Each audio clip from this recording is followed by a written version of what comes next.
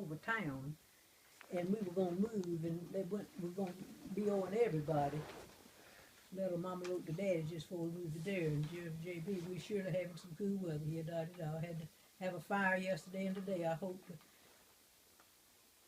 it won't last long, for my wood is out, and the Westlingers, they won't sell me any coal. See, that was a place where you bought coal, they came to deliver the coal to you, and that's what you put in your fireplaces and your stoves to heat with.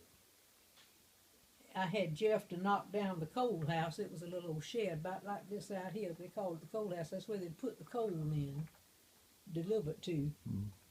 To knock down the coal house, since it was about down anyway, and I'm using that for the kitchen. In other words, got somebody to chop up the old broke down house. That's how bad things were. And I didn't realize it till I got to rereading this, and I'm using that for the kitchen. Maybe we can make it until June. See, Daddy done gone down and found that place and bought it and everything. We're just waiting for school to get out. And every time he'd take the load up north, he'd come back empty usually, and he would get everything, left us with the mattresses to sleep on.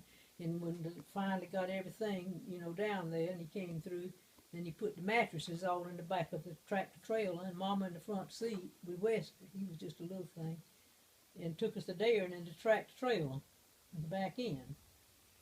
I've had the meanest cold for the last week, and such a cough, taking aspirin and whiskey. Mama used to gargle her throat with whiskey, and then I think and just spit it out. I reckon she drank a little of it, about cured me. I feel pretty good today. I'm so sleepy, lost a lot of sleep, coughed so bad. They had a cold night for the junior senior, but that just goes on about me and who I went with and who Willow went with.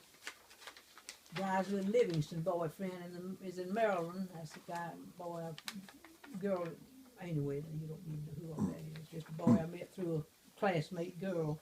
Is in Maryland, expecting to be sent across any time. So and so was killed, and he was in Germany. I sold my lot. They had a lot. We had the house. There was 2 lots, and the lot was vacant.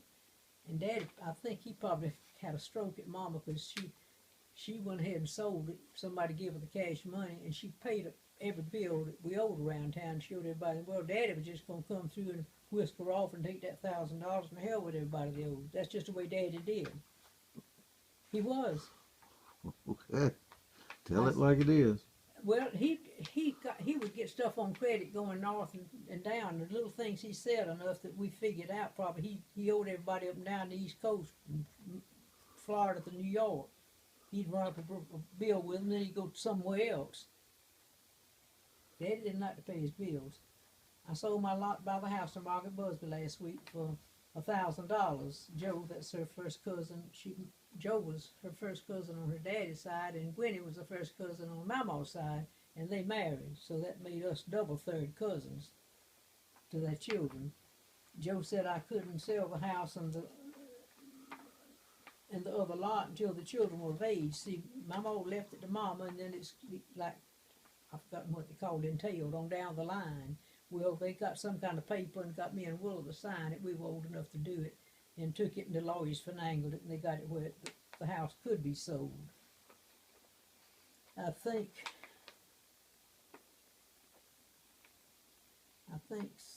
sure, and everybody but so-and-so and Harry Bailey and the ice plant. The ice plant sold, I think they sold coal too, and they sold like different things, I don't know, but even ice, I'm going to pay Harry for insurance, and Bennett, his little bit that I owe him. I'll let you pay the ice plant and equipment. Willow wants a watch for graduation. I thought I'd pay half of it and let you do the other half. If you don't have it, I'll get it and you can give it back to me later. I never heard Mama done and Dad, if anything. I paid Norman, that's the grocery store, $112. Mr. Price, $57. Mike Busby, $20. That was the dentist. Joe Smith, her cousin, $37. Mr. Black, $4. Cousin Lilla, that was Mama's first cousin, who was across the road, $10. And Bri, $15. That I borrowed from them a while back. We were that desperate and that hard up, but Daddy just, I guess he was doing the best he could, but Mama had to go through all the embarrassment.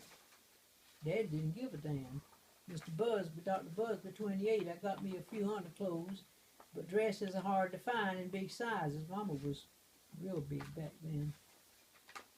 And had fine and big sizes. I paid Jim Gossett his $32 that I didn't realize I had so many bills around.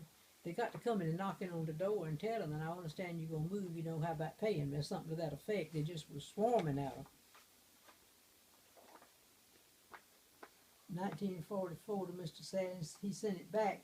Oh, I sent in a money order for the county taxes for 1944, and see it was 46 when we were moving, to Mr. Sally, and he sent it back and said they were in, it was in the hands of the sheriff to take it up with him. My teeth feel a lot better. Mama's going through getting new false teeth, so forth and so on. Jim came home today. That's her. She had a cousin named Wendy that my grandparents raised, and she was 11 years old whenever Mama was born. So Wendy was just like a sister to Mama. Wendy's worried to death about Jim. I must go. I wrote a check for $30 Monday morning for groceries. It feels good to be out of debt. I never expect to do that again. That's just the shape Mama was in.